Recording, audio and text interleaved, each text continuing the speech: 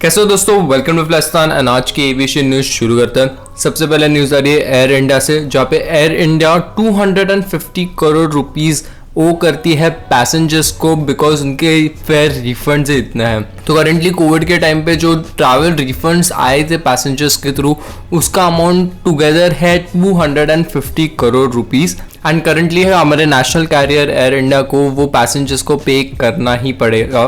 तो करेंटली ये refund process जो थी वो चालू हुई थी जुलाई से एंड अब तक 250 करोड़ रुपीस के फंड्स ऑलरेडी रिफंड होना चालू हो गए हैं। तो इस 250 करोड़ में से एयर इंडिया का ऐसा कहना है कि उन्होंने अराउंड 130 करोड़ रुपीस के रिफंड्स ऑलरेडी इनिशिएट कर दिए हैं, बाकी के वो प्रोसेस में है।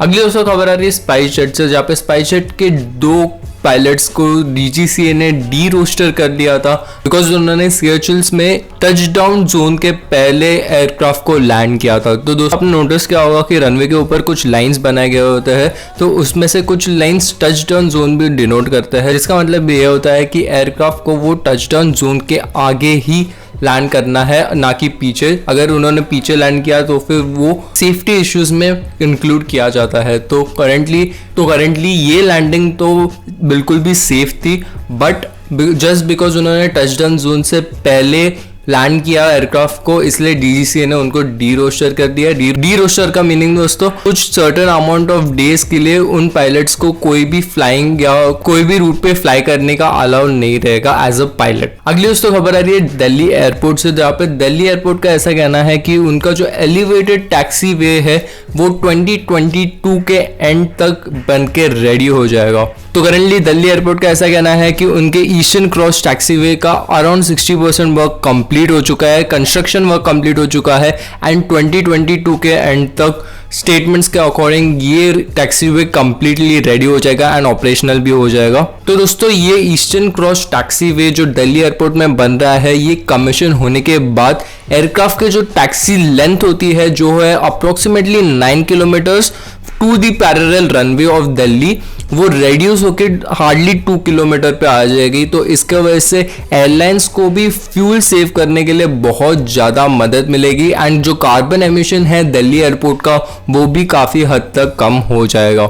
अगली दोस्तों खबर आ रही है हमारे एविएशन मिनिस्टर से, जहाँ पे एविएशन मिनिस्टर का ऐसा कहना है कि नेक्स्ट 100 डेज के अंदर उड़ान स्कीम के अंदर गवर्नमेंट 50 नए फ्लाइट रूट्स लॉन्च करने वाली है। तो करेंटली सितंबर 9 को सिविल एविएशन मिनिस्टर ने एक रोड मैप सामने रखा है जो काफी हद तक एविएशन इंफ्रास्ट्रक्चर इंडिया के अंदर को इम्प्रूव कर देगा with in the next 100 days, ऐसा एविएशन मिनिस्टर का कहना है। तो करेंटली एविएशन मिनिस्टर ने मिनिस्ट्री के अंदर set of infrastructure and policy targets रखे हैं जो नवंबर 30 तक इम्प्लीमेंट करना ही करना है उन्हें। एंड ये जो टारगेट है उसमें से एक टारगेट है कि वो उड़ान स्कीम के अंदर 50 नए रूट्स लॉन्च करे इंडिया के अंदर। एंड इतना ही नहीं, जो है 50 रूट्स लॉन्च होने वाले हैं उनमें से 30 रूट्स अक्टूबर के अंदर ही लॉन्च हो जाएंगे, ऐसा उम्मीद है, जिनमें से कुछ रूट्स होंगे Indigo, SpiceJet, Alliance Air, Big Charter, Star Air, इन सभी एयरलाइंस की तरफ से। इतना ही नहीं दोस्तों, सिविल एविएशन मिनिस्टर का ऐसा भी कहना है कि मिनिस्ट्री थोड़ी प्लान्स कर रही है कि वो 6 हेलीपोर्ट्स एंड 5 न्यू एयरपोर्ट्स भी ऑपरेशनल कर दे within the next 100 days. तो काफी एम्बिशियस टारगेट लग रहा है ये 100 डेज के अंदर कंप्लीट करने के लिए एविएशन मिनिस्ट्री के अंदर, बट लेट्स सी कि 100 डेज के अंदर ये सब टारगेट्स कंप्लीट होते हैं या कितने टारगेट्स कंप्लीट होते हैं हमारे मिनिस्ट्री से। अगली न्यूज दोस्तों आ रही है विस्तारा से, जहाँ पे विस्तारा ने ऐसा कहा है कि एयर एशिया इंडिया के 70 to 80 ट्रेनी पायलट जो 1 साल से ज्यादा ग्राउंडेड थे उन्हें विस्तारा अब्सॉर्ब करेगी, यानी कि विस्तारा उन्हें हायर करेगी under Tatas inter company transfer policies. तो करेंटली दोस्तों पैंडेमिक की वजह से एयर एशिया इंडिया के 70 to 80 पायलट्स जो अंडर ट्रेनिंग थे उनकी ट्रेनिंग को हॉल्ट लगाया गया था and currently air Asia India को उन पायलट्स की जरूरत नहीं है फिलहाल के लिए। एंड दूसरी तरफ विस्तारा जहाँ पे एक्सपैंड करने का सोच रही है उन्हें करेंटली पायलट्स की जरूरत है। एंड आप सभी को पता रहेगा कि दोनों एयरलाइंस में मेजर होल्ड टाटा का है एंड इसलिए टाटा के इंटर कंपनी ट्रांसफर पॉलिसीज के अंदर 70 to 80 pilots air Asia India के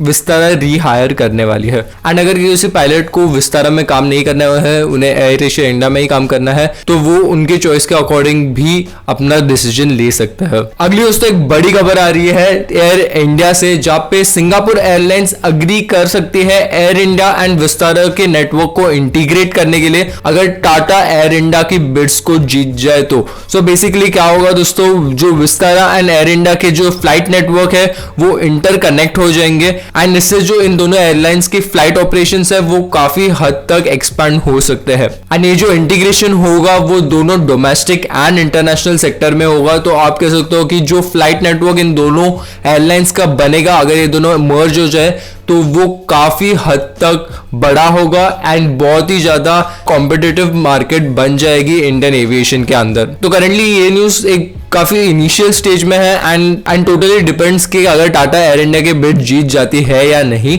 बट अगर टाटा ये डील जीत जाती है एंड सिंगापुर एयरलाइंस अग्री करती है इंटीग्रेट करने के लिए ये दोनों एयरलाइंस के नेटवर्क को, देन ट्रस्ट में इंडियन एविएशन का हुलिया बदल जाएगा एंड हमें कुछ धमाकेदार देखने को मिल सकता है। अगली दोस्तों एक काफी इंपॉर्टेंट एंड बड़ी खबर आ रही है जेट एयरवेज से, जहां पे जेट एयरवेज ने ऐसा कहा है कि वो अपने डोमेस्टिक फ्लाइट सर्विसेज फिर से चालू कर सकती है इन Q1 ऑफ 2022।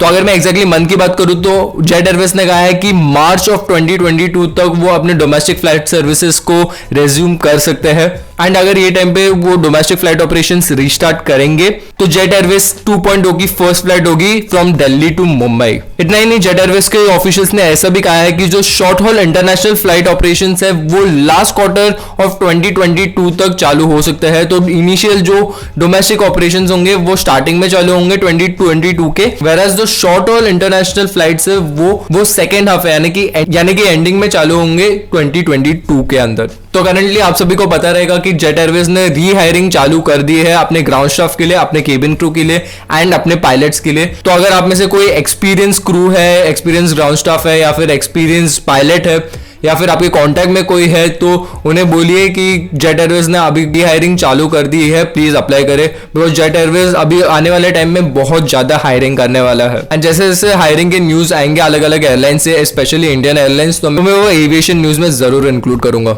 अगली सब फिर से एक बड़ी खबर आ रही है एयर इंडिया के सेल्स के रिगार्डिंग एंड यहाँ पे न्यूज ऐसे मिल रही है कि टाटा एंड स्पाइसजेट के फाउंडर अजय सिंह ने अपने फाइनेंशियल बिड्स फाइनली सबमिट कर दिए हैं एयर इंडिया के सेल के लिए। तो एक्जैक्टली कितना अमाउंट है वो डिस्क्लोज नहीं किया गया है फिलहाल, बट कुछ एविएशन न्यूज पहले मैंने आपको कहा था कि अजय सिंह जी जो स्पाइसजेट के फाउंडर है या प्रोमोटर भी कह सकते हो, वो अराउंड $1 बिलियन की बिड रखने वाले हैं एयर इंडिया के लिए। वेरस टाटा ने कुछ फर्म्स को हायर किया था एयर इंडिया के बिड्स के ड्यू डिलिजेंस करने के लिए। तो जैसा कि मैंने कहा कि जो अमाउंट है वो डिस्क्लोज नहीं किया गया है, जो बिड्स रखे गए हैं दोनों कंपनीज के कितने के बिड्स है वो करंटली डिस्क्लोज नहीं किया गया है, बट जैसे ही डिस्क्लोज हो जाएंगे मैं वो एविएशन न्यूज में इंक्लूड जरूर करूंगा। बट अगर आपको डेली के एविएशन न्यूज चाहिए तो आप हमें इंस्टाग्राम पे फॉलो करना, उधर मैं डेली अपलोड करता हूँ। इंस्टाग्राम के लिंक आपको डिस्क्रिप्शन में मिल जाएगा। तो करंटली अभी ये जो फाइनेंशियल बिल सबमिट हो ही चुके हैं, तो फाइनल जो डिसीजन है वो अभी गवर्नमेंट के पास आ जाता है कि एयर इंडिया के नए ओनर्स एग्जैक्टली कौन रहेंगे, टाटा रहेंगे या फिर स्पाइसजेट रहेंगे। आप मुझे कमेंट्स में बताना आपको क्या चाहिए कि टाटा एयर इंडिया को फिर से ओन करे या फिर स्पाइसजेट एयर इंडिया को ओन करे, आप मुझे जरूर कमेंट करके बताना नीचे। और दोस्तों अगली खबर आ रही है गो फर्स्ट से, जहां पे गो फर्स्ट के प्रमोटर जो वाडा ग्रुप है उन्होंने आईपीओ के पहले गो फर्स्ट के अंदर 2000 करोड़ रुपीस इन्फ्यूज किया है। एंड अगेन ये जो अमाउंट इन्फ्यूज किया गया है वो अमाउंट किस लिए इन्फ्यूज किया गया है वो उसके ऊपर कुछ क्लैरिटी नहीं दी गई है। बट अगेन मेरे ख्याल से जो पैंडेमिक के टाइम पे एयरलाइन को फ्लोट रखने के लिए जरूरी है फाइनेंसेस, उसी के वजह से ये इन्वेस्टमेंट हुई है गोयर के अंदर फ्रॉम वाडिया ग्रुप। एंड इतने ही नहीं, गोयर ने और भी वर्किंग कैपिटल का लोन लिया है from central bank of India जिसका अमाउंट है 2835 करोड़ रुपीस एंड और एडिशनल लोन लिया है 300 करोड़ का ये कोविड-19 के क्राइसिस के अंदर। इतना ही नहीं, जो ECLGS स्कीम है गवर्नमेंट की, उसमें जब एविएशन को इंक्लूड किया गया था तभी भी गोयर को कुछ लोन अमाउंट सैंक्शन हुआ था अराउंड 23 करोड़ का।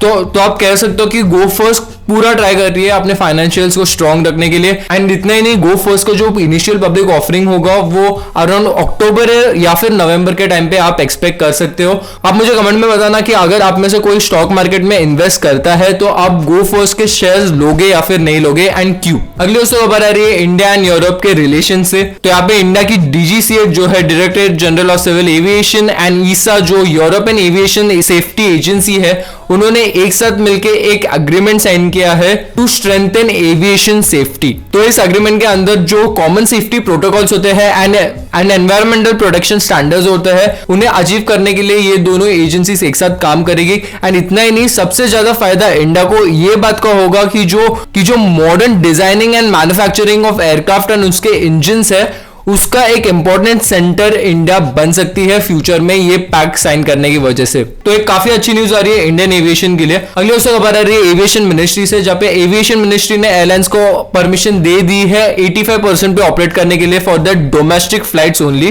तो currently last month aviation ministry ने around 72.5% of pre covid times domestic flights की कैपेसिटी रखी थी, बट अभी वो बढ़ा के 85% कर दी है। एंड इसी की वजह से एयरलाइंस भी काफी खुश रहेंगे बिकॉज अभी वो ज्यादा पैसेंजर्स को अपने फ्लाइट्स में बैठा सकते हैं। एंड दोस्तों आप मुझे खुश कर सकते हो चैनल को सब्सक्राइब करके एंड ये वीडियो को लाइक करके। एंड अभी बात आती है दोस्तों हमारे क्वेश्चन ऑफ द वीक की। एंड आज का आपके एविएशन न्यूज का सवाल है कि जेट एयरवेज जब डोमेस्टिक फ्लाइट ऑपरेशन चालू करेगी तो उनके फर्स्ट फ्लाइट कौन से रूट पे होगी। आपके ऑप्शन है A Mumbai to Delhi, B Delhi to Chennai, C Chennai to Delhi, या फिर डी दिल्ली टू मुंबई। आप मुझे आपके आंसर कमेंट में जरूर बताना। एंड दोस्तों इसी के साथ आज की ये वीडियो यही खत्म होती है। उम्मीद करता हूं आपको ये वीडियो अच्छी लगी होगी। अगर अच्छी लगी तो वीडियो को लाइक करते जाना, चैनल को सब्सक्राइब करते जाना, कमेंट में बताना मुझे कि वीडियो कैसी लगी, और मैं मिलूंगा आपसे अगले वीडियो में। बाय।